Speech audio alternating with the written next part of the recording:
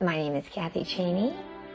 After I graduated from college, I decided I'd try being a flight attendant for a little while. I backed into a job that I just loved. I loved the travel, I loved the people, I loved the fact that it changed constantly. I never realized the price I was going to pay them.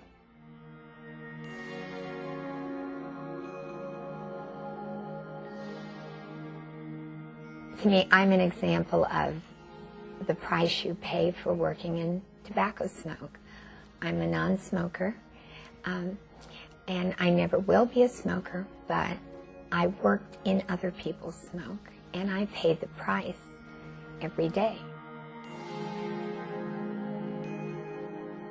Secondhand smoke is very dangerous, even to non-smokers, because we know that there are some 55,000 deaths every year in our country from individuals who die because of inhaling secondhand smoke.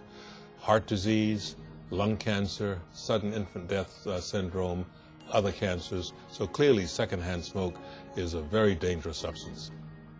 When my doctor got the pathology reports back, he said,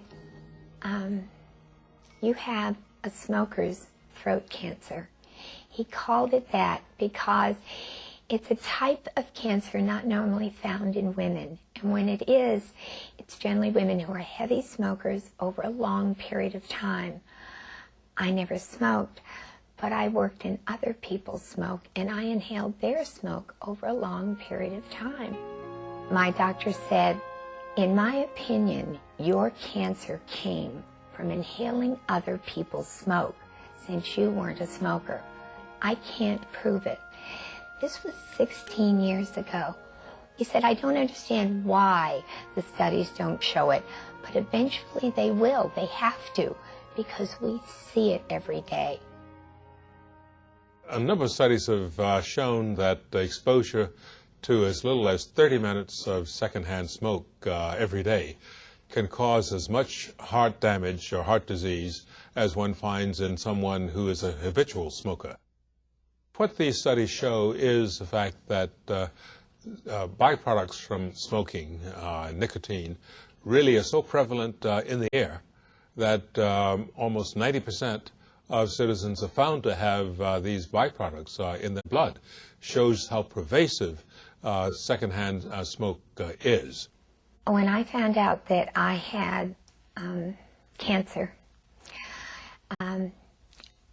I was very aware of the fact that two of the women that I had worked with as flight attendants had also discovered their cancers shortly after the birth of their babies. It shouldn't have surprised me, because I remember being on a flight when we had a hard landing and the door opened and the masks should have dropped down, and they didn't. So we called the mechanics, and he said, well, this plane must be due for a routine overhaul. This is what we have to clean out in the smoking sections, especially all the time. The masks were gummed into place by this thick brown muck. It was the tar and the nicotine from the air. So I shouldn't have been surprised that that same air that I was inhaling that would gum an oxygen mask into place would do something inside my body. But you don't see it, and you don't feel it, and you don't know it's there until you're fighting to survive.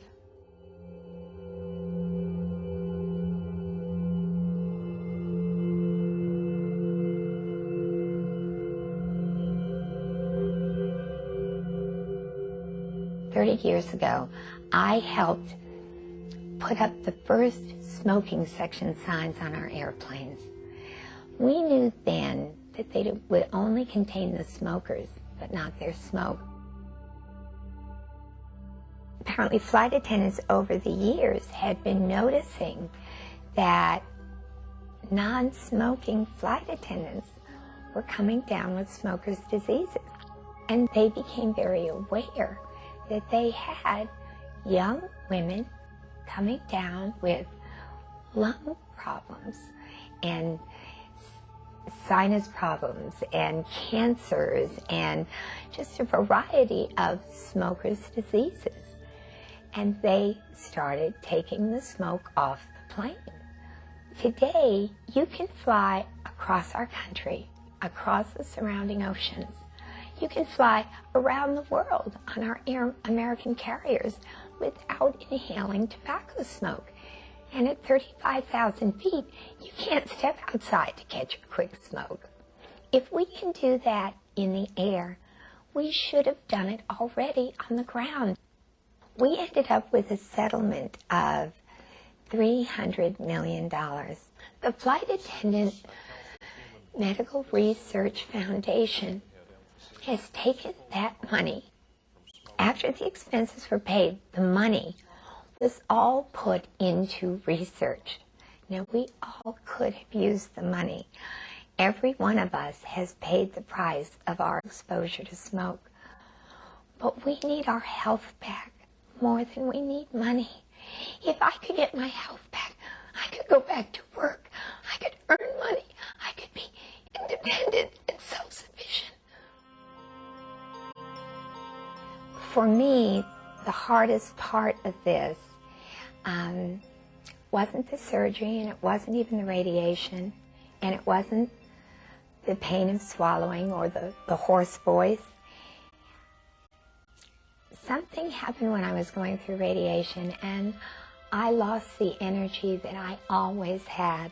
Now I have a couple of hours a day, and that's it. Where I used to have a full life, now I have a wedge, and I try to get everything that has to get done in that little wedge. But the real price is paid by my family. They not only lost my income, but now they end up paying to have things done that I used to do automatically for the family. That's probably the hard part, watching the price they pay. There's so much damage done, so many diseases that are preventable. We'd have to change dangerous old habits. People are dying needlessly. They are suffering and dying for things that we should have already changed. It is very difficult to protect oneself from secondhand smoke, and we must continue to work to reduce tobacco use among our citizens because of the pervasive effect of secondhand smoke, in addition to the direct effects of smoking in those who use tobacco. We are not asking smokers to stop smoking. We're just asking them to stop damaging other people with your smoke.